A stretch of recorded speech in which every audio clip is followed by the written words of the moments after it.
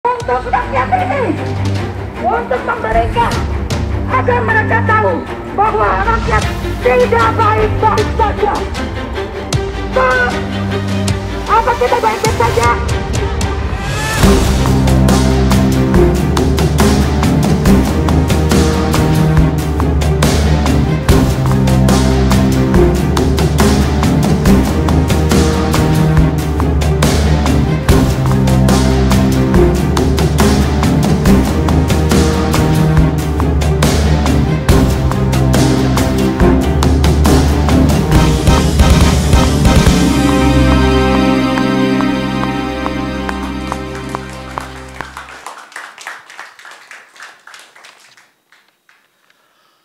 Pemirsa, setelah rehat panjang selama 10 bulan, kita bertemu kembali dalam diskusi ALC yang formatnya juga berbeda dengan yang asli.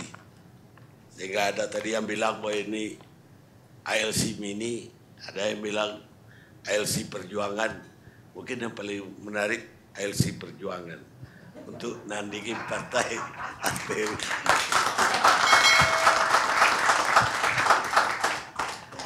Pemirsa, yang paling hangat dari pekan lalu dan sampai hari ini juga adalah evaluasi 2 tahun pemerintahan kedua Presiden Jokowi yang sekarang didampingin oleh Wapres Ma'ruf Amin. Masing-masing mengeluarkan rapor untuk kabinet Jokowi Ma'ruf, baik dari mahasiswa yang sampai hari ini demo dan juga dari lembaga survei dan yang paling keras juga dari LBH yang memberikan rapor merah untuk penegakan hukum. Dan kalau dari BEM banyak sekali yang dapat rapor merah dari mereka, dan hampir tidak ada kabinet yang dianggapnya mendapat nilai hijau atau dapat A, B. Adanya cuma D dan E. Jadi kalau enggak drop out, ya remedial. Itu kata Ketua BEM UI minggu lalu kepada saya di sini juga. Dan karena itu saya kepingin mendengar pendapat para politisi yang lain dan juga pengamat-pengamat politik yang lain. Harusnya Kudori tadi janjinya datang karena dia mau berdebat dengan Rocky Gerung gitu. Tapi tiba-tiba nggak tahu dibacain apa sama Rocky Gerung. Saat terakhir sakit katanya. Rupanya ilmu Rocky Gerung berat juga. Pemirsa, untuk yang pertama karena ini tidak hanya bidang hukum dia kuasai, yang menguasai segala bidang dari sepak bola sampai politik sampai ekonomi dia kuasai. Muhammad Said Didu, pengamat kebijakan publik. Dia penggemar tim klub City, Manchester City. Tapi sayangnya kurang bersinar akhir-akhir ini. Semalam juga draw sama West Ham. Apa 5-0 jangan bilang Liverpool karena saya pendukung Liverpool. Silakan Pak Said. Ini tayangan perdana, pembicara perdana gitu jadi. Bang Karni lagi happy sebenarnya Liverpool habis melibas MU dengan 5-0. Temanya saya agak susah mengomentari karena menyatakan 2 tahun pemerintahan Jokowi Ma'ruf. Dan saya menghindari bikin gibah karena saya tidak tahu peranannya Pak Ma'ruf. Sampai sekarang wakil presiden itu apa gitu. Jadi saya tidak bisa mengomentari 2 tahun Jokowi Ma'ruf. Yang bisa saya komentari adalah 7 tahun pemerintahan Jokowi dan 2 tahun Bung Arya ada di Kementerian BUMN. Kira-kira itu yang saya bisa komentari. Kalau jadi Arya sama dengan Pak Maruf. kalau Pak Maruf jelas, makanya saya nggak mau komentari. Kalau Pak Arya tidak jelas perannya sampai sekarang ke saya. Pak Arya jelas, jadi saya bisa komentari gitu. Kalau yang nggak jelas perannya gibah katanya kan. Nah, jadi saya melihat bahwa 2 tahun ini sebenarnya adalah akumulasi dari periode pertama yang berlanjut, yang saya berharap ada perbaikan di periode kedua. Tapi ternyata semakin menjauh dari yang saya harapkan. Jadi saya harapkan dulu akan ada perbaikan banyak hal di ekonomi, di fiskal, di BUMN, kemudian di keretakan sosial, itu makin membaik karena kita pengalaman di periode pertama. Saya ingin mencoba melihat awalnya kita mengharap masuknya Prabowo ke dalam, maka hilanglah dikotomi kampret, kadrun, cebong. Ternyata makin menjadi-jadi sekarang, jadi tidak berkurang itu. Kohesivitas sosial semakin semakin retak dan bahkan semakin menjadi-jadi. Nah, itu dulu semua berharap itu terjadi perbaikan, bahwa terjadi damailah di media sosial, damailah di mana-mana, ternyata tidak terjadi. Jadi hanya rangkulannya di atas. Saya nggak tahu juga karena Pak Prabowo juga sejak masuk mungkin baru 3 kali saya dengar bicara gitu, hampir 2 tahun gitu. Jadi saya nggak tahu apa yang terjadi di dalam. Nah, di BUMN saya di awal, nanti dibantah kalau nggak usah dibantah kalau benar gitu, diamin aja. Dulu saya berharap bahwa terjadi profesionalisme kembali tegakkan, karena saya kritik betul pada saat periode sebelumnya bahwa itu banyak sekali diabaikan. Tapi ternyata juga makin menjadi-jadi, menjauh dari profesionalisme. Saya pertama ketemu Bung Arya menyatakan bahwa Bung Arya, selamat akan Anda memasuki panen permasalahan yang benihnya ditanam di periode pertama. Jadi tahun 2018, 2019 saya sudah menyatakan 2020-2021 akan terjadi proyek mangkrak karena penugasan kepada BUMN yang tidak sesuai dengan undang-undang BUMN, sehingga dampaknya terjadi sekarang. Jadi saya tidak menyalahkan 2 tahun sekarang ini, itu akumulasi semua.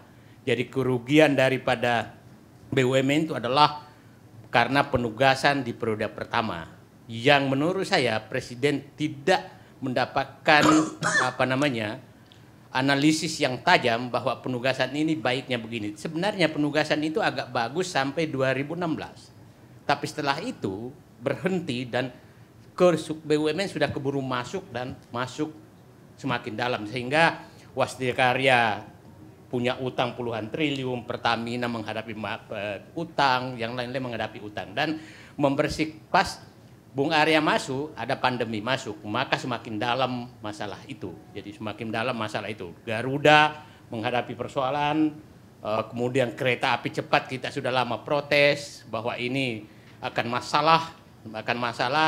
Tapi sepertinya saya sih berharap pemerintahan apapun ke depan itu sebaiknya banyak juga menggunakan telinga, gitu. Jangan hanya menggunakan telunjuk, karena telinga itu penting dari orang-orang yang seperti Rocky Gerung ini tidak pernah digaji tapi teriak terus, ya dengerin aja karena belum tentu salah juga. Jadi, nah yang problem sekarang adalah, ya saya senang yang datang malam ini, istilah saya mohon maaf agak kasar, pemaki istana gitu. Jadi kadang kalau datang yang itu coba siapapun yang datang dimaki. Jadi kita ini seakan-akan orang di luar istana ini adalah orang yang siap dimaki apa saja. Keluarlah istilah otak sungsang apa segala itu menurut saya membuat kohesivitas sosial semakin menjadi-jadi, dan menurut saya istana harus menyadari hal seperti ini. Jadi janganlah menganggap bahwa orang di istana, orang berkuasa itu kastanya lebih tinggi daripada orang yang di luar. Itu kastanya sama saja, cuma nasib yang berbeda. kita tidak, dulu saya lama digaji, sekarang nggak digaji, itu aja bedanya sebenarnya. Pemikirannya sama saja. Jadi menurut saya kita tidak tahu juga besok-besok yang di dalam ini di luar kan sama aja gitu. Jadi janganlah karena di dalam itu merasa kastanya lebih tinggi sehingga mulut apapun yang boleh keluar itu seenaknya saja. Otak sungsang lah, apalah macam-macam yang keluar itu. Dan lucunya itu dari istana. Nah, dari istana dan tidak pernah ditegur dan terus-terusan dilakukan gitulah. Jadi menurut saya, ya saya lama di dalam 30 tahun, jadi lama sekali di dalam. Dan baru kali ini saya mengalami betapa beratnya menjadi luar karena setiap saat bisa dimaki oleh orang yang formal dalam jabatan. Kalau dimaki sesama aktivis ya biasalah, kita juga aktivis. Tapi pada saat kita di dalam, ya kita harus bertindak sebagai, ya saya sih mengatakan, saya lama di birokrasi jauh lebih bagus pura-pura jadi bodoh daripada pura-pura jadi pintar.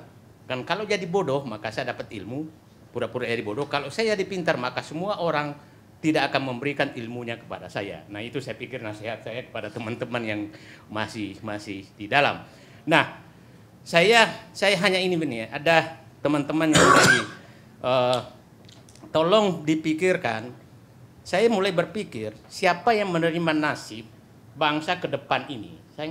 Dan saya masih heran orang masih mau berebut jadi presiden. Itu masih heran saya karena saya bisa membayangkan, Pak, bahwa saya coba bayangkan ya Bung Karni, akumulasi dari 7 tahun ini sangat berat. Saya katakan sangat berat. Mari kita jujur, kalau berhenti ini maka sangat berat yang dihadapi.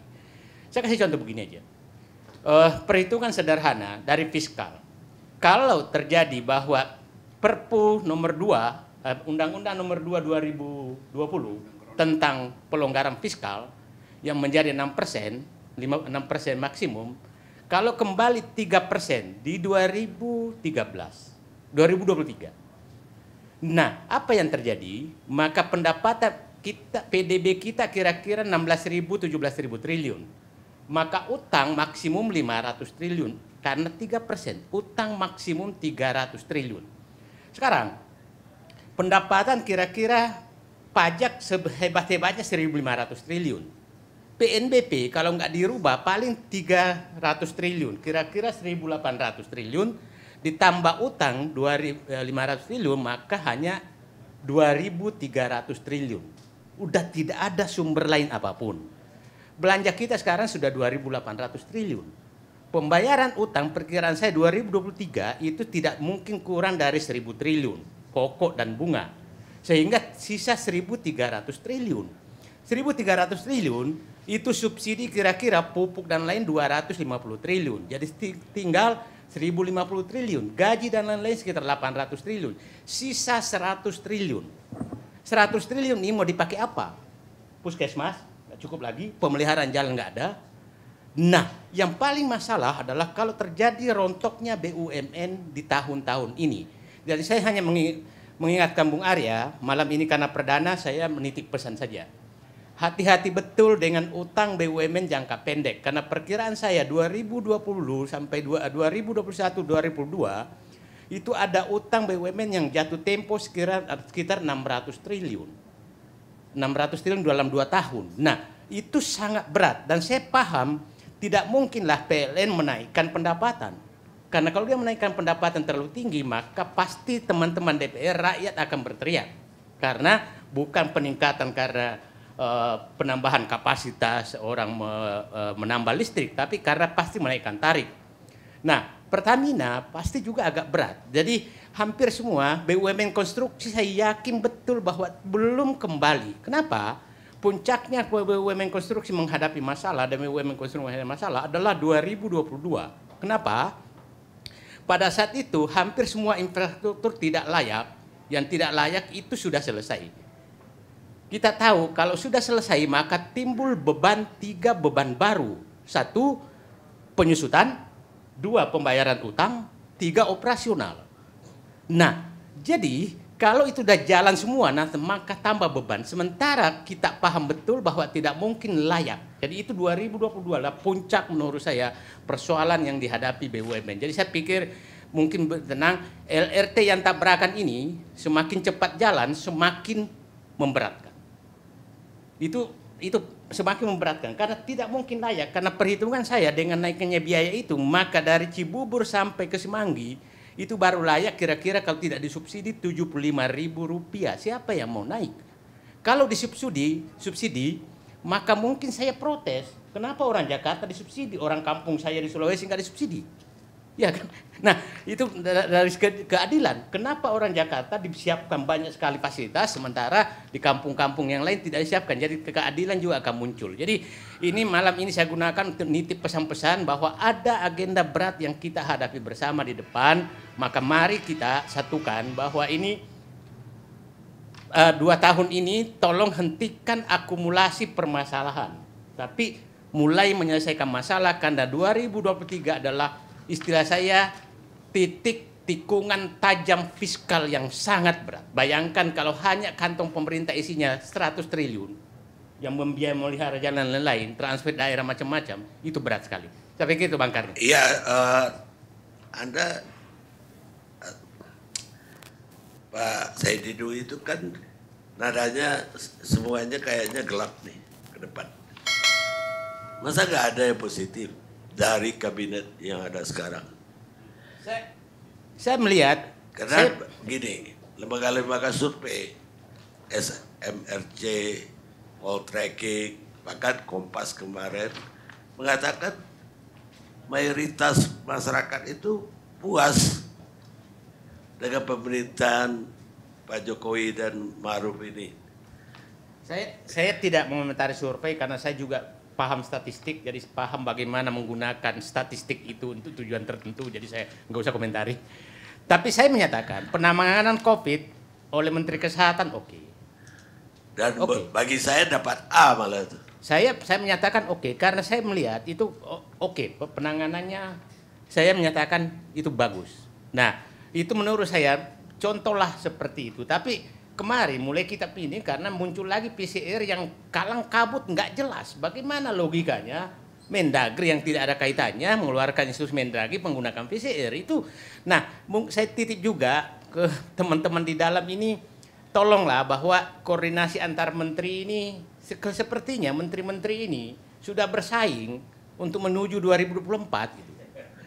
Itu juga kita harus lihat karena faktanya seperti itu. Jadi, nah sementara menghadapi persoalan 2023, saya nggak tahu kapal mau tenggelam 2023, tapi sudah menyiapkan semua skoci untuk turun. Itu kan ini perlu diwaspadai juga gitu. Jadi, Bung Arsyad, ya tolong lihat juga nih, karena kelihatannya lebih sibuk mempertahankan 2024 dan banyak sekali yang melakukan itu. Bukan 1-2, hampir menteri yang merasa bisa, ya kenapa Jokowi dulu bisa, kenapa nggak bisa? Kira-kiranya muncul seperti itu gitu. Jadi ini juga agenda masalah 2 tahun pemerintahan Jokowi, bukan Jokowi Ma'ruf. Baik, Bung Arya, silakan dijawab. Karena banyak penyangkut BUMN. Baik, kalau kita optimis gitu ya. Kenapa? Permasalahan dunia saat ini adalah corona dan ekonomi. Di corona, kita termasuk sedikit negara yang saat ini masuk level 1 di dunia. Dan sangat bagus gitu. Ketika semua negara mengalami kenaikan gila-gilaan, bukannya kemarin saya abaikan yang kemarin yang ketika kita melonjak tinggi, tapi kita mampu menurunkan corona itu sampai level terendah. Dan hampir di semua negara sekarang lagi naik, kita masih di level terendah. Jadi kebijakan-kebijakan kita saat ini untuk kesehatan dan sebagai corona ini memang adalah persiapan untuk kalau masuk gelombang ketiga.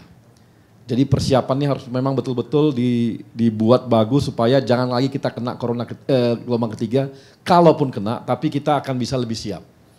Jadi semua persiapan lebih matang daripada yang kemarin. Tapi kita harus akui bahwa ini adalah kerjasama semua pihak, vaksinasi yang kemarin diragukan, jalan terus, berapa puluh juta orang sudah divaksin gitu ya. Target Desember untuk mencapai 70% sampai 75% akan tercapai vaksinasi.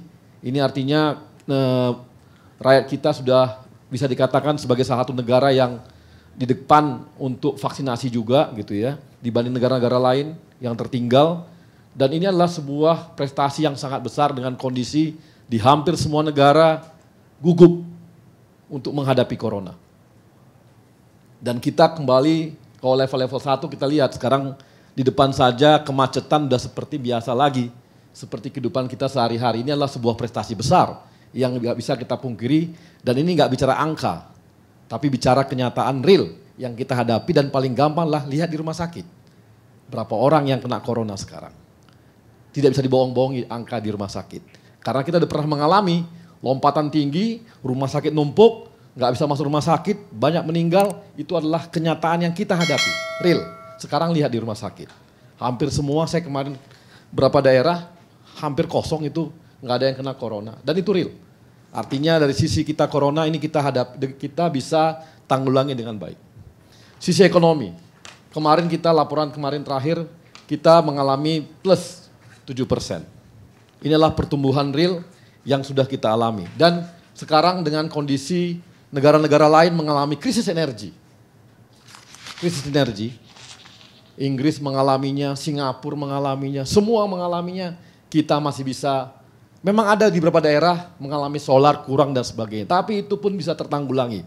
Hanya dalam tempo seminggu kembali normal. Artinya tidak ada problem di krisis energi di problem negara kita. Artinya sementara negara lain kita tahu energi dibutuhkan untuk pertumbuhan. Cina tidak bisa nge-push pertumbuhan karena kekurangan energi. Inggris pun demikian, Eropa pun demikian.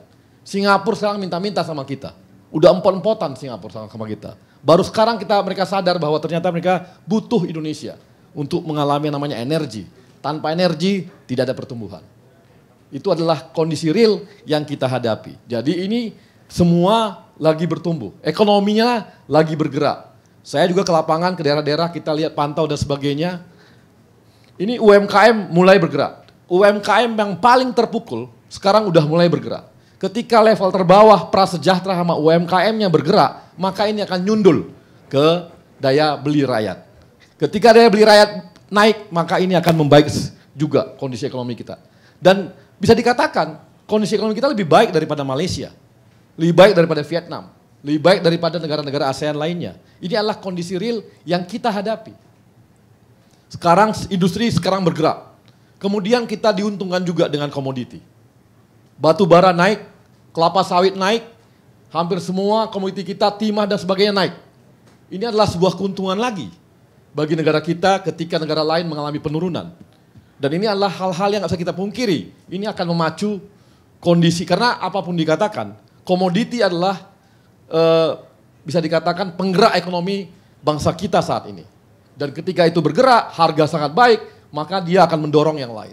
Ini adalah kondisi real yang juga tidak bisa kita pungkiri, dibandingkan negara lain, kita lebih baik. Nah, tadi dikatakan mengenai BUMN dan sebagainya. Ini yang kita benahi sekarang. Kami real. Garuda misalnya. Kalau memang nggak bisa lagi, ya udah. Kita berhentikan. Jangan gara-gara kita sentimental dan sebagainya, kita akhirnya ya udahlah masukkan lagi APBN ke dalam. Ya jangan. Stop hal-hal yang begitu. Makanya kami sekarang bisa dikatakan setiap PMN itu udah tidak lagi yang memang dia nutupi kerugian. Tapi kalau penugasan itu kita minta. Setiap penugasan negara kita minta PMN. Tapi kalau bukan penugasan negara untuk kerugian, lebih bagus kita tutup daripada enggak. Sekarang kondisinya sejak 2019 sampai 2021, 2 tahun, kami sudah menutup 71 BUMN, termasuk anaknya, termasuk cucunya, termasuk cicitnya. Dan sekarang kita targetkan lagi 29 BUMN, termasuk cucunya, termasuk anaknya, termasuk cicitnya, akan kita tutup. Dari 141 BUMN sekarang akan tinggal 41 BUMN. Ini adalah langkah-langkah kita untuk melakukan efisiensinya. Yang selama ini tidak jelas gitu ya. BUMN-BUMN yang bersaing antar dia sendiri kita satukan. Ini adalah langkah-langkah aksi korporasi yang kita buat. Makanya langkah-langkahnya semakin kencang. Ultramikro, kita gabungkan BRI dan sebagainya. Itu untuk memacu ada 30 juta lebih ultramikro yang saat ini tidak tercover oleh yang namanya lembaga finance. Sekarang di cover, masuk BRI, masuk PNM dan Pegadaian. Dan inilah target kita untuk mengambil itu semua. Jadi kadang-kadang kita lihat sesuatu yang saya nggak pungkiri bahwa ada angka-angka makro, tapi ada angka-angka mikro juga yang membuat perputaran bisnis kita bergerak terus. Waskita kita restrukturisasi, berhasil. Krakatau Steel 8 tahun rugi, kita restrukturisasi, berhasil. Garuda, ini memang dalam sekali. Habis dulu ugal-ugalan, nyewa pesawatnya paling mahal di dunia. Ada pesawat setiap terbang rugi, lebih bagus nggak usah terbang. Ya pulangkan aja. Sekarang kita masuk ke dalam tahapan untuk bernegosiasi. Kalau mereka nggak mau negosiasi ya sudah, tutup aja. Nggak usah takut gitu. Jangan takut dengan sentimental sejarah-sejarah panjang. Tapi kita harus rasional, karena saat ini benar kita harus rasional. Jangan lagi ragu-ragu kalau menurut yang nggak benar. Yang bagus, majukan terus. Jadi kalau kita lihat ya, jadi ada optimisme yang kita lihat dari semua kondisi yang ada.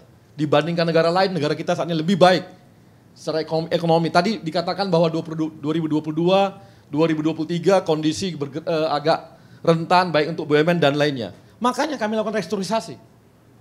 Dan itu berhasil saat ini. Restrukturisasi ini berhasil memperpanjang kita bayar hutangnya lebih panjang. Itu membuat kita lebih lega. Sehingga kekhawatiran 2022, 2023 nggak akan terjadi di BUMN. Itu lagi kita kerjakan terus. Jadi ada yang pesimis, ada yang optimis. Ya harus gitu Bang, kalau nggak kan nggak seru. Harus ada yang memang bagian pesimis harus terus me-warning kita. Supaya kita siap terus untuk melaksanakannya dan kita butuh warning-warning itu. Gitu. Iya, saya bilang dulu dia memang butuh. Orang pesimis itu, orang optimis bikin pesawat, yang pesimis bikin pelampung. Dua-duanya harus ada. Dibutuhkan. Saya pikir tidak tepat menyatakan pesimis dan optimis. Orang yang sedang menunjukkan jalan yang benar dan orang yang sedang menjalankan supaya jangan jalan yang salah. Saya kalau ditanya pesimis, saya orang tidak pernah pesimis. Cuma saya tidak mau teman saya ini kecelakaan gitu aja. Tapi beliau yakin bahwa bisa melalui tikungan berbahaya tadi. Nah saya sudah katakan, saya mengingatkan ada bahaya dan dia sudah siapkan jalan. Cuma saya tadi begini tadi, Bung Arya tentang begini,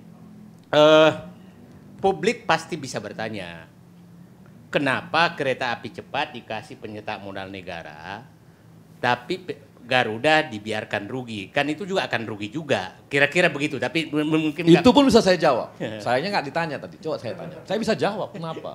Orang mengatakan Jepang kasih bunga rendah, Cina kasih bunga tinggi. Kenapa? Loh, Jepang itu G2G.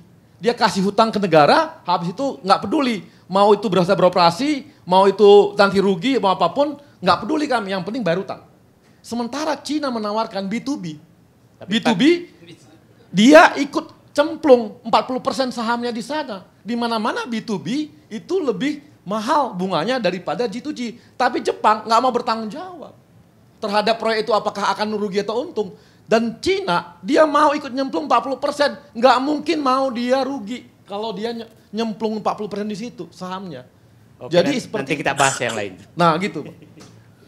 Tapi saya mau menjawab tadi katanya banyak anggota kabinet yang udah siap-siap untuk 2024. Kita lihat aja lah, poster-poster di mana-mana. Terus banyak menteri yang sudah tidak bekerja dengan bidangnya, lebih banyak mencari popularitas. Ya gampang lah dilihat. Dan ya saya pikir teman-teman dalam politik paham lah. Dan itu ya publik paham ini mau kemana barang ini. Tapi tidak salah juga, cuma kan tidak masih dalam kabinet kecuali kapal ini lagi berlayar dengan baik, ya silahkanlah mempersiapkan diri. Tapi ini kan kapal tidak lagi baik, janganlah kapten kapal lagi pusing, jangan terlalu banyak ini juru mesin, juru masak juga udah ikut-ikutan mau jadi kapten kapal gitu kan. Ya tapi berarti di dalam kabinet kebanyakan orang politik kalau begitu. Karena orang politik itu memikirkan pemilu berikutnya. Negarawan baru memikirkan generasi berikutnya. James Freeman Clark, teologis Amerika. Jadi saya lihat sih hampir semua di kabinet saya nggak lihat lagi profesional. Karena ternyata rayuan politik, godaan politik itu merubah mereka dari profesional menjadi tergoda juga ingin ke politik gitu. Saya melihatnya begitu Bang. Jadi konform dong. Konform Bang. Kita rehat dulu sejenak.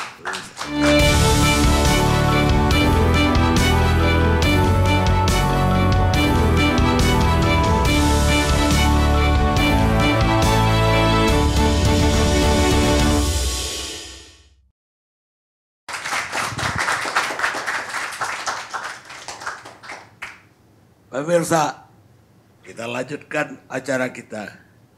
Tadi kita sudah mendengar dari sisi ekonomi. Sekarang saya ingin masuk ke sisi hukum dengan Bung Nasrullah, Teguh Nasrullah. Terima kasih Bang Karni. Saya izinkan terlebih dahulu mengucapkan selamat untuk ILC Rebound dan ILC Perjuangan. Saya rasa ke depan insya Allah ILC akan berkibar jauh lebih baik daripada sebelumnya. Terima kasih. Dan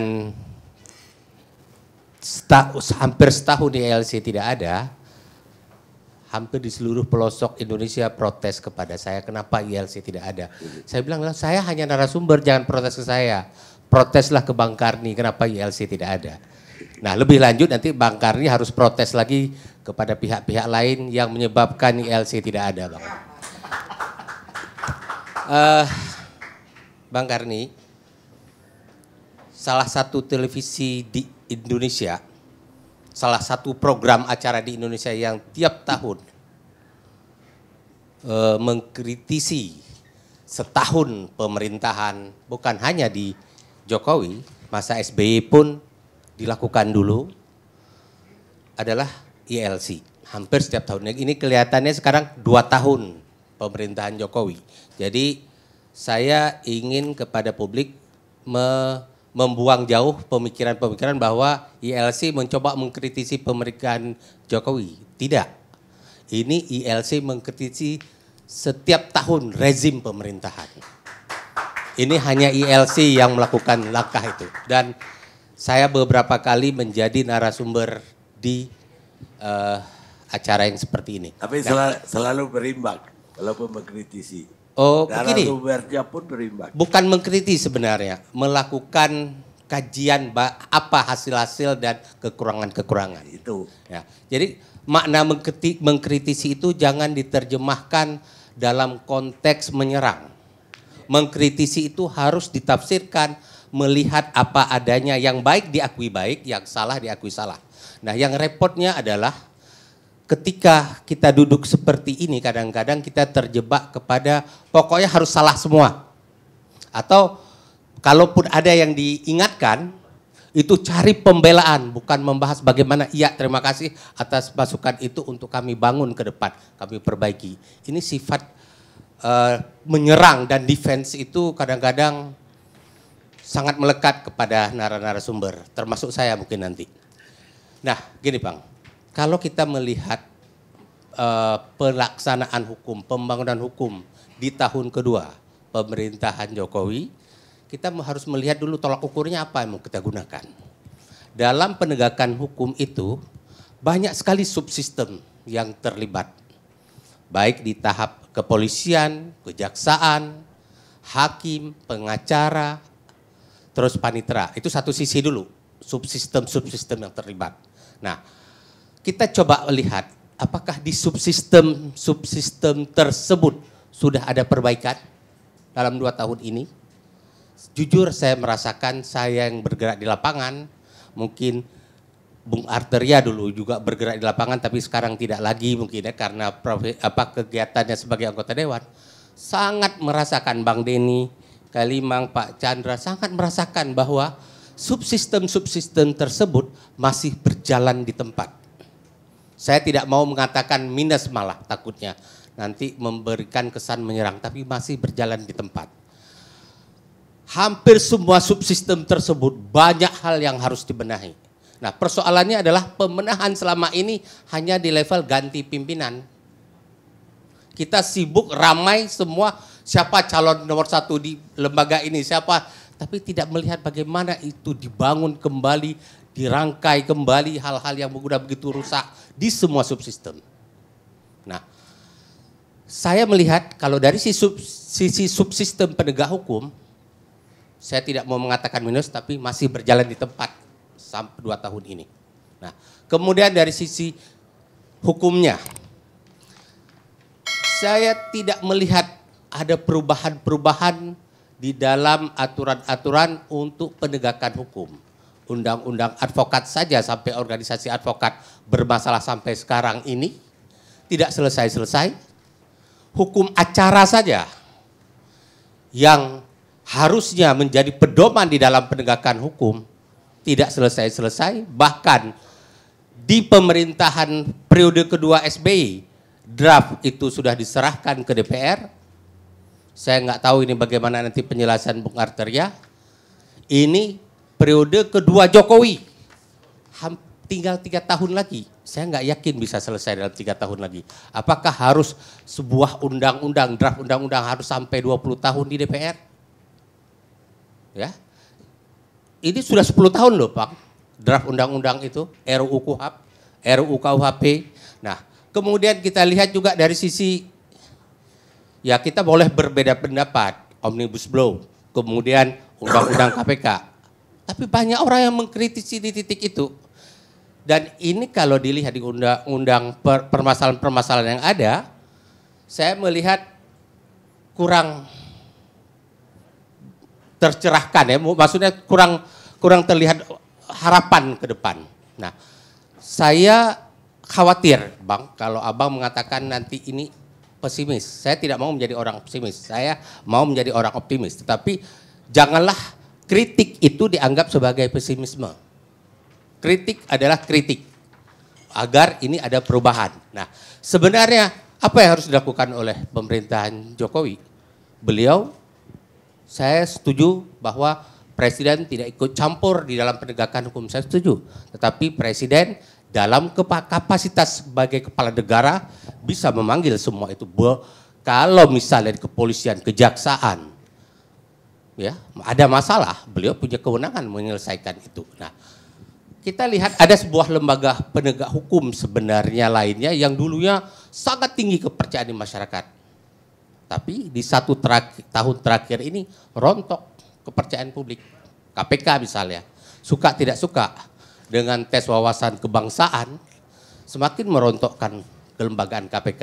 Nah, Pak Jokowi masih ada waktu Anda 3 tahun lagi. Landinglah dengan baik. Udara sangat ekstrim. Tapi kalau Anda pintar menjadi pilot, Anda bisa landing dengan baik.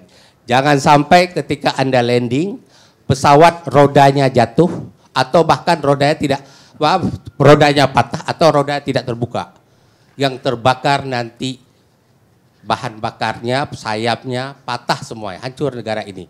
Saya masih ingin hidup lama di Indonesia, anak saya ada di Indonesia, anak Bang Karni ada di Indonesia, kita semua ingin Indonesia ini maju, termasuk nanti putra-putrinya Adinda, Arteria Dahlan, Bang Arya. Jangan lihat Indonesia ini adalah pada masa Anda ini, lihat kepada adik-adik kita ke depan, anak-anak kita ke depan. Kalau Anda terjebak pada masa akhir periode Pak Harto, seharusnya Pak Harto tahun 97 itu tidak maju lagi, tapi terlalu banyak bisikan-bisikan yang mengagung-agungkan tanpa beliau mau mendengar orang-orang yang berbicara benar dengan nurani yang baik. Pak Jokowi, Anda tidak akan lama seperti Pak Harto nanti, akan turun seperti itu. Baik. Terima kasih. Sekarang giliran Arteri. Ya, terima kasih Pak Karni. Assalamualaikum. Saya juga ucapkan selamat atas hadir kembali ALC Reborn atau ALC Perjuangan. Mudah-mudahan namanya Perjuangan Pak Karni. Ya, supaya PDI Perjuangan ada mitra lah, ada mitra. Kalau terkait penilaian itu sah-sah saja, wajar. Abang saya bicara seperti itu, kami pun juga menghormati. Pemerintahan Pak Jokowi ini kan konstitusional. Kemudian juga memang betul-betul wujud daulat rakyat, menangnya mutlak ya. Kemudian juga kita juga tidak alergi akan kritik. Tapi tentunya kan kita harus bermain pada ukuran-ukuran yang umum. Punya fatsun akademis, punya yang namanya kode etik profesional. Nah, dan dapat dipertanggungjawabkan. Hampir semua lembaga survei, kemudian juga baik juga lembaga penilai yang formal maupun non formal, itu opininya pastinya positif. Kalau kita lihat, semua ini era digital, ada rekam jejaknya, semua hasilnya positif. Termasuk juga di bidang penegakan hukum. Tadi abang saya mengatakan ada subsistem. Saya hanya kasih sampel Polri lah, polisi. Mungkin banyak sentimen negatif, tapi faktualnya, ya, baik lembaga yang formal, itu Kemenpan RB, ya, Ombudsman, apa-apa semua ya. Kemudian yang non formal, lembaga-lembaga survei, Carta Politika, Cyrus, Alfara, LSI, Litbang, Kompas, Makros, dan sebagainya. Itu apa hasilnya? Polri ternyata lembaga penegak hukum yang dipercaya publik nomor 1. Kemudian yang berkinerja terbaik. Ini kan kita bicaranya pendapat dan asumsi. Tapi oke lah, kita hormati itu sebagai suatu dialektika kebangsaan. Yang kedua, 2 tahun pemerintahan Pak Jokowi ini cukup istimewa Pak Karni, karena memang kita menghadapi 2 tahun ini dengan tragedi kemanusiaan, bencana alam non-COVID lah, di bencana non-alam COVID-19 yang merubah semuanya. Perilaku hubungan kemanusiaan pun berubah, termasuk juga giat-giat penegakan hukum. Sekarang ini pertemuan virtual, pemeriksaan saksi virtual, kemudian persidangan online. Kalau masuk rumah tahanan juga seperti itu. Nah, memang ada sekat, ada jarak. Tapi kita ambil positifnya. Dalam konteks penegakan hukum, kita ini mendapatkan predikat yang excellence. Kenapa? Tidak gaduh, Pak. Di tengah begitu berbinekanya kita. Ada yang berpendidikan, tidak berpendidikan. Ada yang sumber dayanya melimpah, listrik nggak mati, sana listrik mati. Tapi semuanya itu bisa diselesaikan secara tidak gaduh, penegakan hukum yang dilakukan. Ini harus kita apresiasi lah. Nah, memang gerak cepat, memang respons cepat. Ini yang saya katakan Pak Jokowi berhasil. Dulu ya, kita membangun, kita bisa membuktikan revisi Undang-Undang KPK itu penguatan sistem dan kelembagaan. Pak Jokowi membangun penegakan hukum itu sebagai suatu orkestrasi. Tidak ada lembaga penegak hukum yang superior. Sekarang semuanya berlomba-lomba hebat. Ya polisinya, ya jaksanya, ya hakimnya, ya KPK-nya, ya Kumham-nya, semuanya seperti itu. Nah, yang berikutnya lagi, kita juga ingin sampaikan, di zaman inilah yang prinsip penegakan hukumnya hadir full, abangku. Bagaimana supremacy of law? Hukum di sini supreme. Bicaranya hukum duluan kok, zaman sekarang ya. Kemudian yang kedua, bicara equality before the law. Semuanya boleh kita katakan, oh tumpul ke bawah, tajam ke atas. Yang big fish kita hadirkan. Satgas BLBI hadir, yang orang kemarin nggak berani. Yang tumpul katanya ke bawah, siapa katakan? Kasusnya Nenek Minah itu di eranya Pak Jokowi. Kasusnya kakek Sumiran itu di eranya Pak Jokowi, sehingga hadir yang namanya restoratif justice. Ini kan bagian juga daripada prestasi. Bagaimana yang disasar, baik KPK, Kejaksaan Agung maupun kepolisian, ini sekarang korupsi-korupsi yang berkualitas. Yang punya daya rusaknya begitu besar, begitu heavy. Yang memang menyangkut ya, kesejahteraan rakyat yang begitu dominan. Yang memang meresahkan masyarakat. Korupsi sumber daya alam, korupsi banking and finance, korupsi sektor keuangan, ini dihadirkan. Yang dulu-dulu ini nggak pernah ada yang mau nyentuh, karena itu urusannya orang-orang yang berkuasa. Tapi coba dihadirkan di sini. Pak Jaksa Agungnya hebat sekarang, ya. Bang Firly pimpinan KPK luar biasa. Yang ketiga, bagaimana due process of law-nya, prosedural, berdasar, dapat dipertanggungjawabkan. Sekarang ini kanal-kanal demokrasi, kanal-kanal hukum, kanal-kanal politiknya hadir. Nggak ada satupun yang ditutup. Ya, jadi, kalaupun Anda mengatakan ada proses penegakan hukum yang menyimpang, silakan di-challenge. Banyak kanal di sini. Nah, utamanya lagi bagaimana kepastian hukum. Bagaimana yang namanya rasa keadilan masyarakat. Zamannya Pak Jokowi tambah lagi, di samping kemanfaatan, ada yang namanya kearifan lokal, yang namanya social restorative justice. Ini yang nggak pernah ada sebelumnya. Bagaimana hadir pedoman yang namanya akses keadilan bagi perempuan dan anak pada saat menghadapi proses pidana. Nggak ada sebelumnya, Pak. Dulu kita sibuk kanit PPA dan sebagainya. Bagaimana yang namanya restoratif justice di bidang penuntutan. Kalau RJ di kepolisian, itu hebatnya Pak Sigit. Ya, sekarang ini 64% RJ, Pak. Di bawah, Pak. Bahkan Babin Kamtipmas bisa menyelesaikan masalah di desa. Hebat polisi kita. Ini yang nggak pernah diangkat. Yang kedua, sekarang lebih hebat juga. Bagaimana penuntutan bisa di-RJ-kan, Pak. Penuntutan sudah jalan di situ, di-RJ-kan. Ini keberanian Jaksa Agung. Ya. Pengadilan juga begitu. Bagaimana restoratif justice sampai ke sana. Ini yang kearifan lokal diangkat. Dampaknya apa? Dampaknya penjara nggak begitu penuh lagi. Dampaknya apa? Keadilan yang dilaksanakan eksekusi secara sukarela. Karena memang atas dasar ya pendekatan yang seperti itu. Nah, kami juga ingin sampaikan, penegak hukum saat ini tidak hanya bicara menegakkan hukum, tapi bagaimana pemulihan ekonomi nasional dihadirkan. Bagaimana program-program yang beririsan dengan atau berpotensi dengan penyimpangan-penyimpangan. Saya ingin katakan gini, pencegahan penyebarluasan COVID itu hampir 405 triliun. Kemudian pemulihan ekonomi nasional 691, sekian, 1.100 triliun yang dijaga oleh aparat penegak hukum kita. Zamannya dulu, Pak. Bukan saya katakan KPK yang dulu nggak benar. Zamannya dulu ada menyimpang ditabrak semua, gaduh tangkepin semua. Zaman sekarang Bang Firly masuk ke dalam. Kamu menyimpang, nggak boleh ya. Nah, yang benar seperti ini, ikutinlah yang benar seperti ini. Kalau Anda salah baru kami selesaikan. Kami selesaikan itu kami melakukan upaya giat gakum. Sehingga apa? Di saat krisis yang begitu ya semuanya sensitif ini, akhirnya kita bisa menjalankan suatu proses penegakan hukum yang bermartabat, yang beradab. Tadi Bang Denny mengatakan sekarang ini nggak ada penuntutan yang dilakukan dengan rasa penuh dendam. Semua rentut bisa dipertanggungjawabkan. Angkanya kenapa 8 tahun, kenapa 5 tahun bisa dipertanggungjawabkan. Nggak ada di periode-periode sebelumnya, Pak. Nah, ini yang kita katakan, kita semua harus juga proporsional, ya. Jangan menyalahkan dan juga jangan terlalu juga mengatakan pemerintahan ini juga buruk.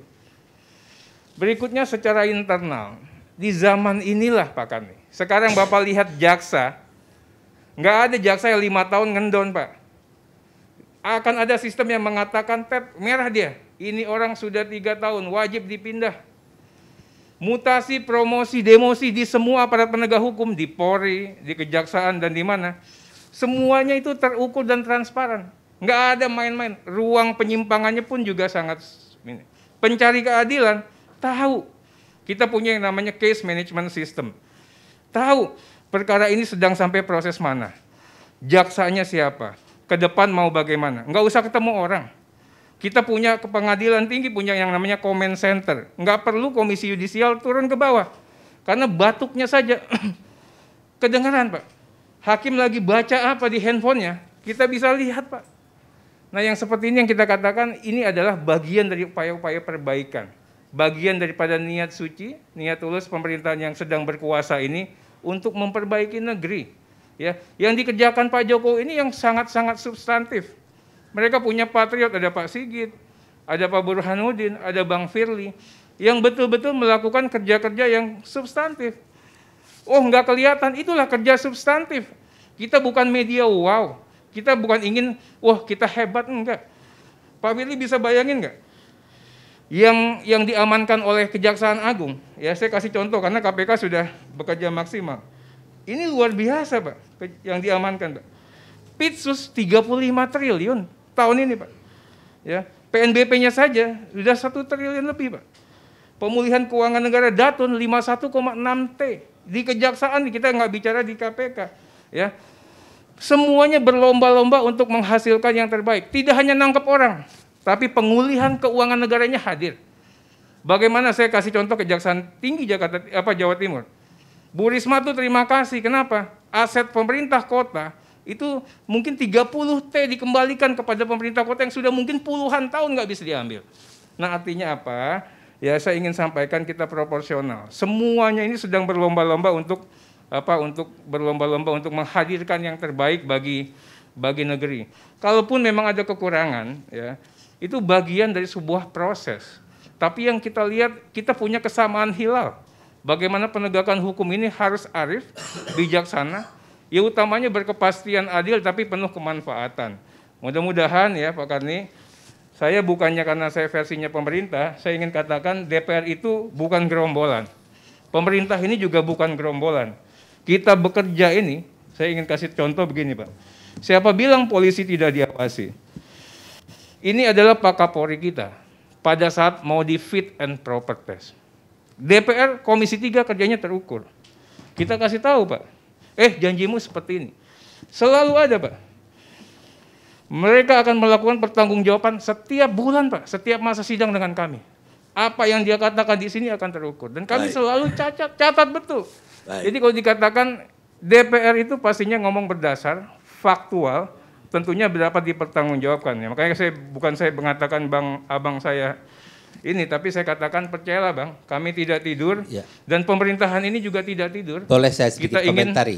Memberikan kenangan kebangsaan bagi rakyat. Bang, sedikit gini. Jadi gini, apa yang Anda kemukakan ya itu adalah versi Anda, tapi jangan lupa juga, jangan hanya lihat lembaga survei. Bukan, kita nggak. Sebentar, saya nggak potong tadi.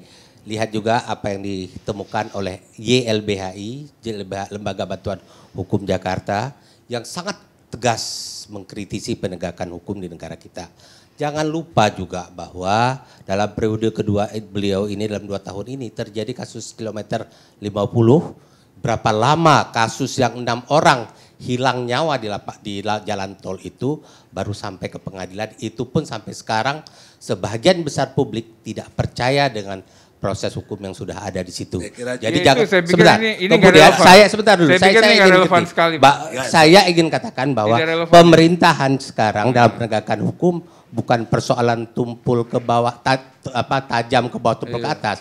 Yang ada adalah tajam ke kiri, tumpul ke kanan. Itu pendapat. Itu. Tapi saya katakan ini tidak relevan. Kita sampaikan. Pemirsa, masalah terbesar umat manusia sebenarnya karena kita lebih suka dihancurkan oleh pujian daripada diselamatkan oleh kritikan. Norman Vincent Peale, pendeta Amerika. Kita lihat dulu.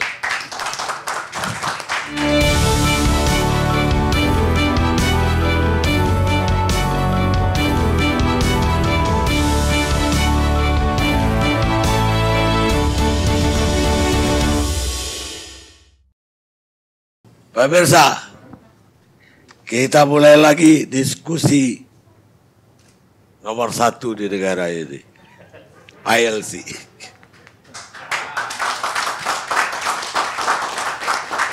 Kalau tadi sayap kiri yang memulai, sekarang saya kasih sayap kanan yang memulai.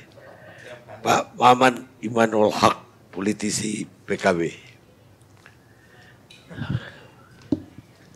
Saya nggak tahu ditanya apa nih sama Bang Karni. Yang pasti ILC ini harus kembali bangkit. Jadi kebangkitan ILC. Seperti partai saya. Bang Karni, saya ingin menjawab sebenarnya Pak Said Didu tadi soal di mana peran Wapres, Kiai Ma'ruf Amin. Perannya sangat signifikan. Kita sering melihat ada semacam rivalitas antara presiden dan wakil presiden di masa-masa yang lalu dalam tanda kutip. Tetapi di masa inilah ada sesuatu yang sangat harmonis. Di satu sisi kita punya presiden seorang pekerja yang betul-betul dia mewujudkan seluruh mimpi-mimpi kita sebagai negara yang maju. Di saat hari ini saya sebagai orang yang merasakan sekali misalnya menikmati perjalanan darat saya kalau hari ini pagi-pagi di Jakarta, nanti sore sudah di Jogja dan lain sebagainya. Dan orang berkata inilah Jokowi. Tetapi ketika Kiai Ma'ruf Amin di mana posisinya? Di sanalah justru pentingnya. Di sini ada ruh yang dikembangkan. Bagaimana misalnya moderasi beragama, transformasi digital, kemandirian pesantren itu terasa. Karena itu basis saya dan saya di Komisi 8, Bang Said Didu. Lihatlah pesantren saya misalnya dan beberapa pesantren. Kita mengembangkan apa yang disebut dengan go digital. Ini disupport sama Bang Arya dan teman-teman di BUMN. Sehingga pesantren tidak hanya melulu bicara soal apa yang disebut dengan tradisi. Tetapi lebih dari itu kekuatan tradisi dipakai dengan kekuatan teknologi. Akhirnya bisa menjangkau sebuah kekuatan yang lebih luas. Ini yang disebut bagaimana kita bisa berdaya saing dengan menggabungkan dua hal itu. Nilai tradisi dengan teknologi. Ada juga program yang misalnya dengan teman-teman BI yang disebut digital farming. Jadi ketika COVID-19 hanya satu yang hari ini bidang yang tidak terkena imbas yaitu pertanian. Dan di sana ada letaknya bagaimana Kiai Ma'ruf Amin mendorong bahwa kemiskinan ekstrim, stunting dan lain sebagainya harus dimulai dari cara bagaimana kita kembali memiliki etos kerja. Kita sudah terlalu lama untuk berpikir bahwa sesungguhnya kita ini mempunyai potensi alam yang luas, tapi gagal untuk menguatkan kembali pendaya gunaannya. Dan justru COVID-19 ini menjadi semacam berkah atau hikmah, di mana orang akhirnya terjun, mengolah kembali sawahnya, memikirkan kembali bagaimana keluar dari kesulitan ini. Begitu pula yang penting adalah soal indeks religiositas. Kita sering berkata bahwa Indonesia adalah negara besar dengan mayoritas umat Islam. Walaupun kita misalnya ada beberapa agama yang lain, tapi betapa persahabatan. Saya belajar agama Islam justru dari Bang Rocky. Hari ini Bang Rocky udah mau senang pakai kopiah, pakai sorban dan sebagainya. Seperti itu. Ini menunjukkan bahwa ada nilai yang sebenarnya harus dibanggakan di dunia internasional. Soal kekuatan di mana Bung Karno dulu ketika ditanya Tito, Yugoslavia, apa yang dimiliki oleh Indonesia, maka Soekarno bilang, kami punya Pancasila.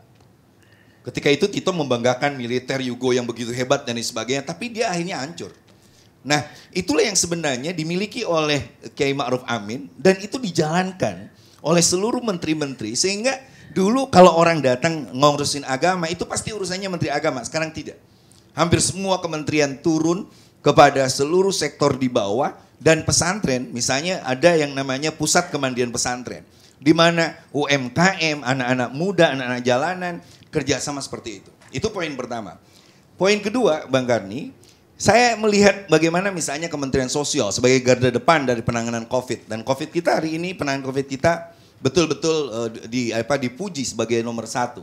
Nah, ini yang kita lihat bagaimana ketika Risma ditunjuk menjadi menteri, yang dibereskan pertama itu adalah soal data, validasi data. Saya sempat ngomong di sidang, jadi jangan juga nganggap Pak Nasrullah bahwa walaupun kami di dalam kita tidak saling kritik. Kritik kita keras. Lihat aja perdebatan saya dengan Bu Risma. Saya bilang, Bu Menteri Anda jangan melakukan heroisme individualistik. Nanti boleh dikritik Bang Rocky soal itu. Bagaimana dia melihatkan kemampuan pahlawan tapi dia lupa soal sistem. Dia lupa soal di sana ada eselon 1, 2, 3 dan sebagainya. Dan itu diterima oleh beliau. Akhirnya tidak pernah dalam sejarah, waktu saya udah 2 periode di DPR, hari ini kita bisa punya WhatsApp grup kementerian. Sehingga kita langsung, misalnya di tempat saya ada seorang yang kena bencana, saya langsung WA di grup itu, dan itu langsung cepat sekali. Tidak ada penanganan, karena salah satu yang saya ingat, janji dari Presiden ini adalah bagaimana kita melakukan reformasi birokrasi. COVID-19 ini adalah cara Tuhan agar memperbaiki birokrasi bangsa ini yang lelet, copy paste, nggak jelas. Tapi berkat COVID kita ketahuan tuh mana yang lelet. Mana yang dulu ongkang-ongkang kaki karena merasa punya dekat dengan kekuasaan. Hari ini tidak ada istilah dia dekat dengan A, B, C. Kalau dia menjadi seorang birokrat yang lelet, copy paste dan nggak kreatif, tidak berpikir out the box, maka dia akan terlempar begitu. Nah, Kementerian Sosial pun memiliki kemampuan untuk mengangkat kembali kearifan-kearifan lokal. Saya senang berkeliling seluruh Indonesia sekarang karena kearifan lokal, UMKM, lalu ada Kementerian Pariwisata, disupport BUMN dan lain sebagainya. Itu tiba-tiba bersinergi tanpa kita harus teriak-teriak. Sehingga saya menemukan di satu tempat di beberapa daerah di mana pariwisata tumbuh berkembang dan itu dikelola oleh Karang Taruna, dikelola oleh Ormas Kepemudaan dan lain sebagainya. Lalu kita tahu bahwa hari ini tahu apa yang disebut oleh tadi sahabat saya Bang Arteria soal bencana.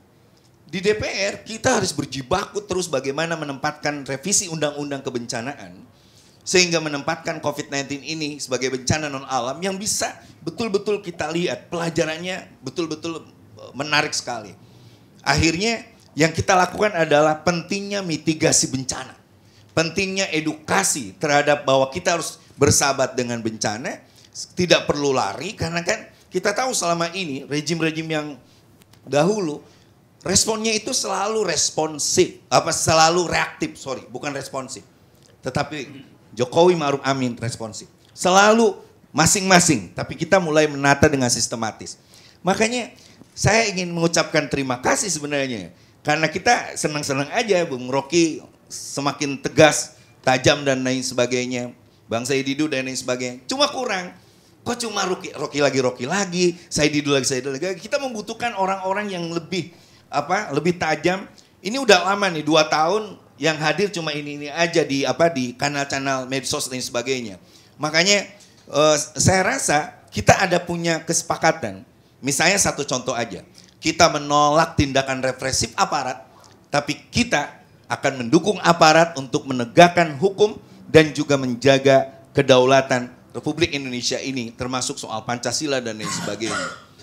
Nah, oleh sebab itu, kalau ada yang masih mengatakan apa yang dilakukan oleh Kiai Ma'ruf Amin, beliau sebagai seorang ulama, cendekiawan, itu memberikan inspirasi-inspirasi sehingga kita hari ini datang ke beberapa tempat, diskusi kita lebih menarik. Diskusi-diskusi keagamaan yang konstruktif, keagamaan yang menjadi energi untuk transformasi dan perdamaian. Kalaupun ada 1-2 misalnya orang yang masih mengumbar kebencian dan lain sebagainya. Nah, hadirlah apa yang disebut oleh Imam Ash-Shatibi, seorang ulama dari Granada, Spanyol. Dia mengatakan bahwa kita harus menempatkan kembali tujuan beragama kita untuk pertama, menjaga kebebasan beragama, menguatkan kembali kesehatan jiwa di mana negara hadir lewat penanganan COVID-19. Termasuk saya setuju tagline-nya Bung Rocky, menjaga kewarasan kita dalam berpikir. Makanya kewarasan berpikir harus dibangun lewat data. Kewarasan berpikir harus dibangun lewat realitas yang objektif, bukan subjektif. Bukan hanya sekedar kita asal beda dan lain sebagainya. Dan termasuk di dalamnya adalah bagaimana kita menjaga apa yang disebut dengan komitmen kebangsaan kita. Hubul watan minal iman. Mencintai tanah air adalah komitmen dari keimanan. Makanya sebenarnya di LC ini kita udah ketemu nih Bang. Dari tadi udah mengatakan Bang Saidi, Bang Nasrullah.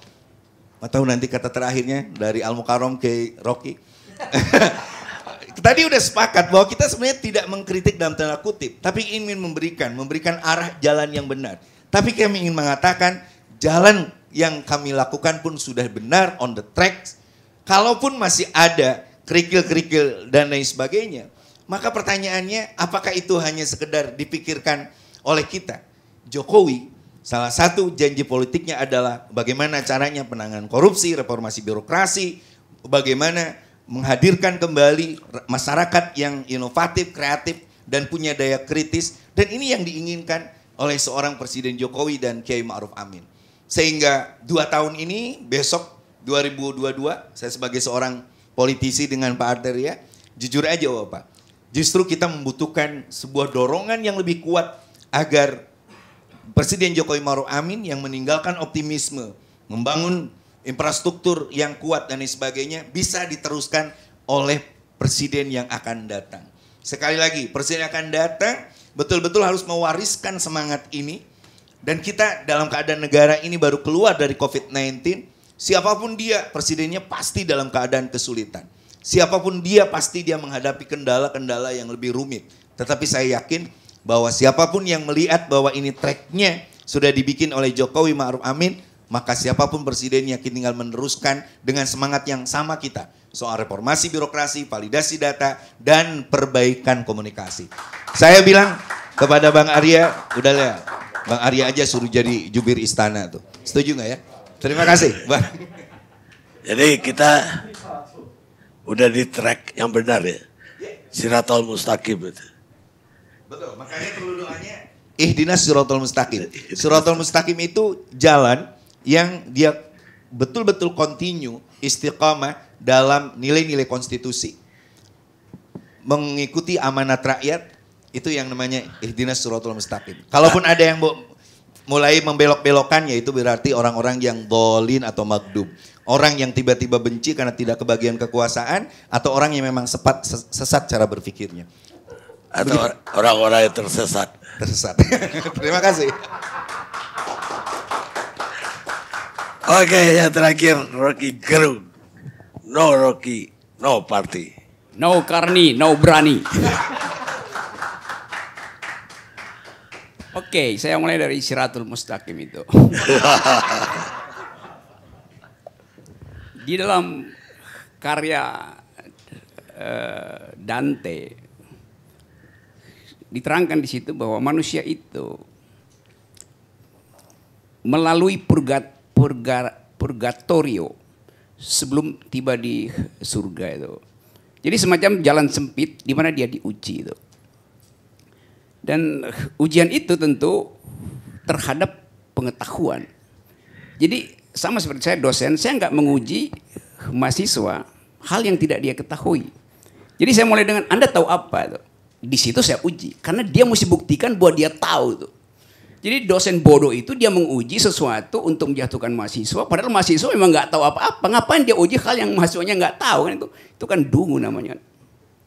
Jadi kita menguji sesuatu yang disampaikan oleh seseorang berdasarkan kalkulasi argumentasinya. Saya mulai dari situ tuh menguji. Saya menguji Pak Jokowi, menguji Arteria, menguji Maman, menguji Arya. Berdasarkan apa yang dia ucapkan. Saya nggak peduli apa yang dia nggak ucapkan. Karena itu saya nggak ada urusan dengan pesimis atau optimis itu. I am a determinist. Saya mau determinasi, nggak ada pesimisme optimisme. Kalau Anda optimis, tapi optimisme Anda itu irasional, lebih baik jadi pesimis yang rasional itu. Jadi soalnya mesti clear, Anda optimis karena rasional atau karena irasional. Anda pesimis karena Anda rasional atau karena Anda irasional. Itu dasarnya orang optimis atau pesimis. Gitu poin pertama. Misalnya begini, saya karena udah dipuji banyak oleh Kang Maman, saya nggak akan lagi mengkritisi Pak Jokowi itu. Saya mau lihat pasca Jokowi apa yang akan terjadi itu. Kita masih ada di dalam suasana untuk mencari-cari hal yang positif dari Pak Jokowi. Itu nggak penting lagi sebetulnya. Karena itu dia akan berakhir. Sekarang kita bayangkan beban apa yang akan ditinggalkan oleh Pak Jokowi itu. Utang itu. Kekacauan koordinasi kebudayaan yang kita sebut sebagai toleration, nggak jalan itu. Kita mau bandingkan Jokowi dengan siapa itu? Tadi Arya mulai dengan ya tapi soal kereta itu kan bisnis to bisnis itu dengan Cina itu. Apa pentingnya mengucapkan bisnis to bisnis terhadap hal yang secara kalkulasinya nggak mungkin punya skala ekonomi itu kereta cepat itu. Apalagi kalau Anda sebut bahwa ya saya belajar tentang politik Cina. Cina itu berupaya untuk menghasilkan new capitalism dengan menggabung antara new communism dengan menggabung antara authoritarianism dengan kapitalisme itu. Jadi nggak ada bisnis yang otonom di Cina itu dalam pemerintah Cina itu. Karena memang filosofinya begitu. Dia ingin ciptakan komunisme gaya baru dengan menggabungkan otoritarianisme dan kapitalisme. Jadi tesis Anda bahwa bisnis to bisnis itu fail, gagal itu. Kalau kita baca tadi dari atas itu. Yang Anda terangkan tadi semua adalah pohon-pohon. Bukan hutan. You cannot see the wood for the trees. Anda nggak bisa melihat hutan kalau Anda hanya lihat pohon-pohon. Jadi saya mau lihat dari situ ya hutannya. Karena saya sekarang bosan untuk ngomong dengan politisi. Saya punya tim kecil sekarang yang namanya kaum milenial. Usianya 17, 16, kalau ada yang 16 tahun, 17 sampai 21 tahun. Di Indonesia dan di Eropa, di Amerika. Saya ngobrol dengan mereka. Bagi mereka, yang dipamerkan oleh Pak Jokowi melalui juru bicaranya tentang sukses ekonomi itu. Ya bertumbuh ekonominya, tapi diinjus oleh extractive industry. Dan bagi milenial itu artinya kedunguan. Karena nggak ada inovasi kalau kita tumbuhkan ekonomi hanya dengan gali-gali tambang, jual. Manjat-manjat pohon sawit, jual. Kan nggak ada kerjaan otak di situ kan. Apa kerjaan otaknya? Menggali dan menjual. Manjat pohon dan jual tuh. Jadi bagi kita, bagi saya, kita nggak mau lihat itu. Karena sistem dunia setelah COVID berubah. Kalau Anda bicara dengan milenial dunia, nggak ada milenial dunia yang sekarang masuk mall untuk beli branded fashion itu. Dia nggak peduli. Millennials di London, dia posting di Instagram bahwa dia punya baju yang kemudian dilihat oleh anak di Brasil dan mereka tukar-tukaran baju. Artinya ada produksi yang bakal macet ke depan. Itu yang kita mesti bicarakan itu. Karena COVID orang merasa ngapain? Permata dunia itu, berlian itu turun harganya. Karena gak ada orang yang mau investasi di berlian. Ngapain punya berlian kalau bumi itu rusak.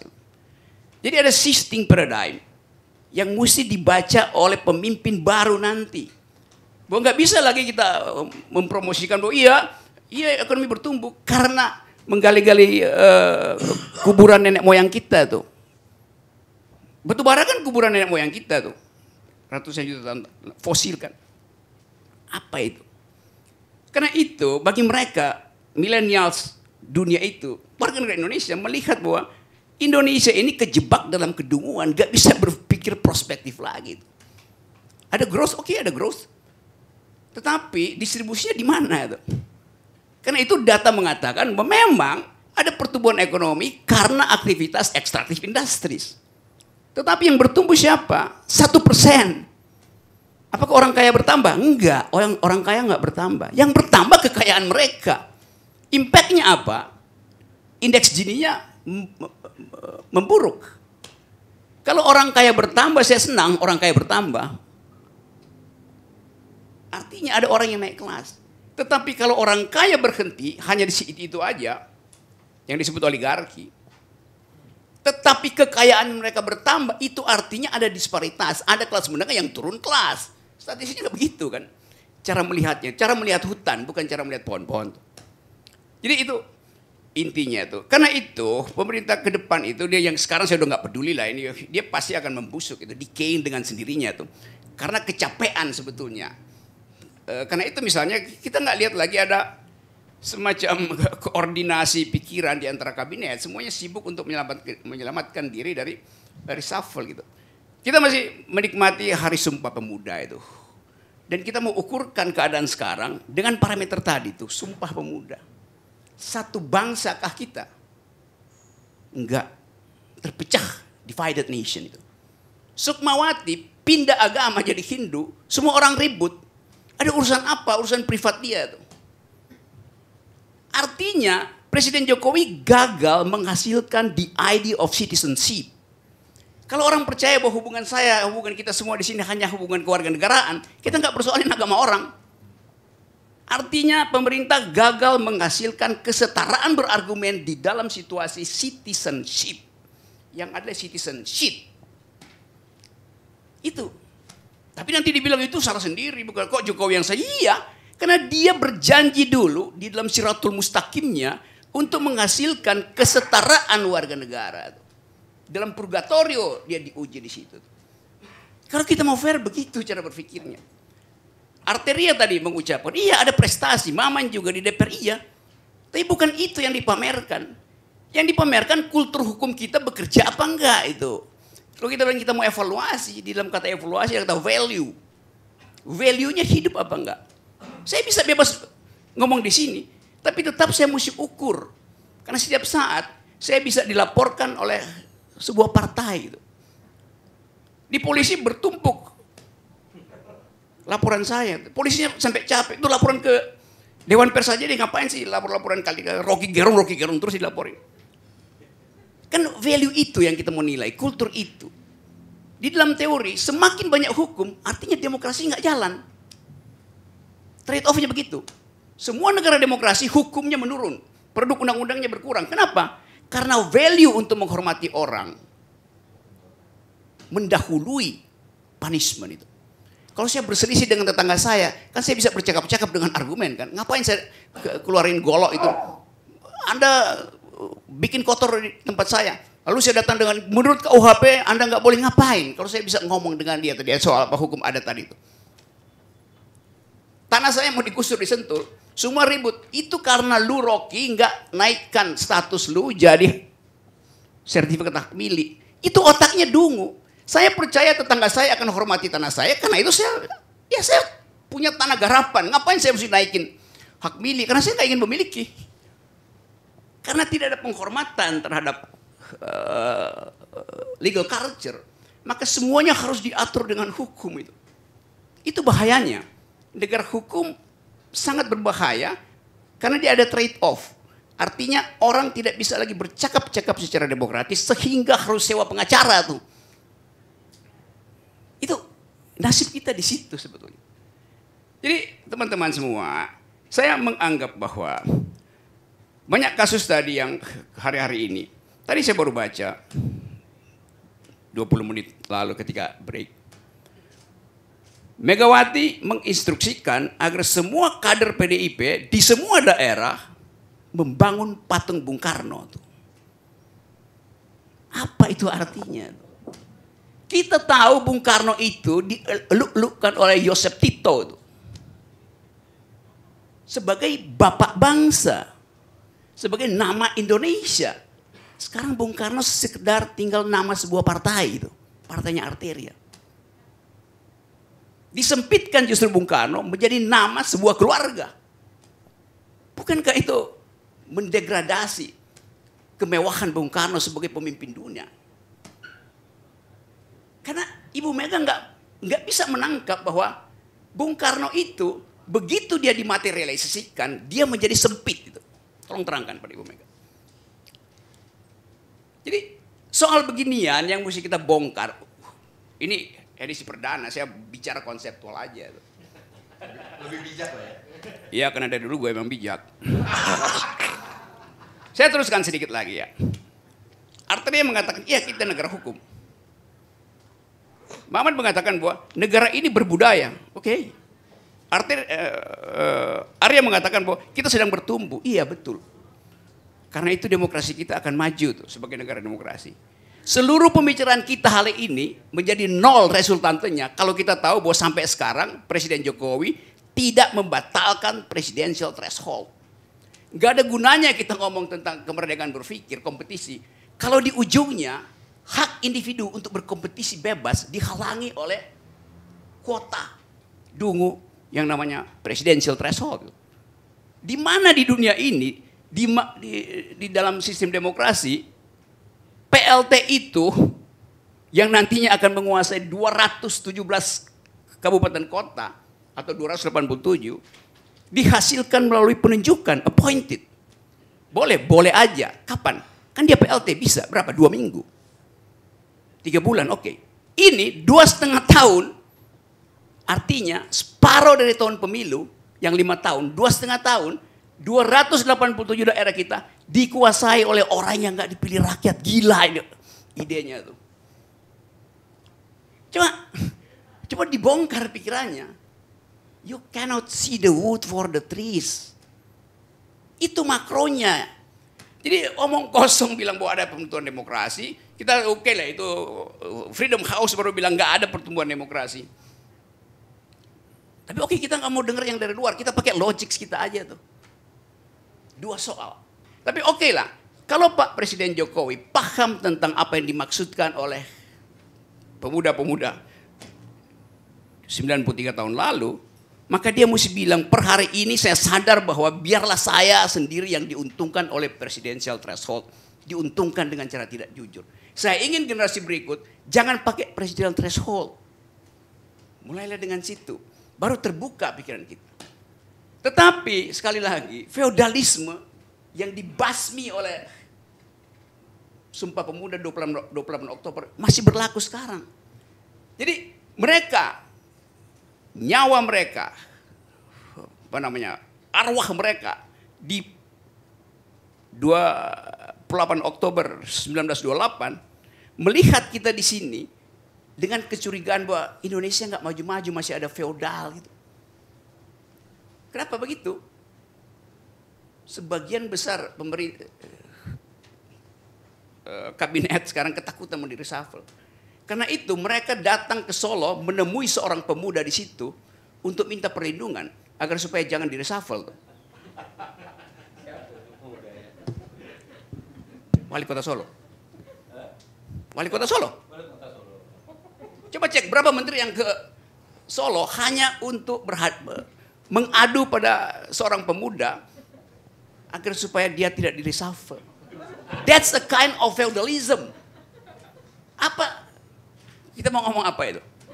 Sebelum saya betul-betul meniti Siratul Mustaqim, saya hentikan di sini. Terima kasih. Assalamualaikum warahmatullahi wabarakatuh.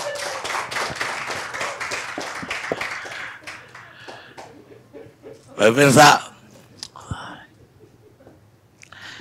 integritas saja tidak cukup untuk menjadi pemimpin. Tapi tanpa integritas tidak bisa menjadi seorang pemimpin.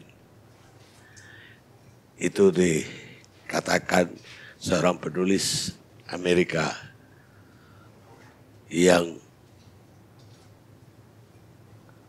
mengkritik pemimpin yang tidak berintegritas. Kita ketemu ILC yang akan datang.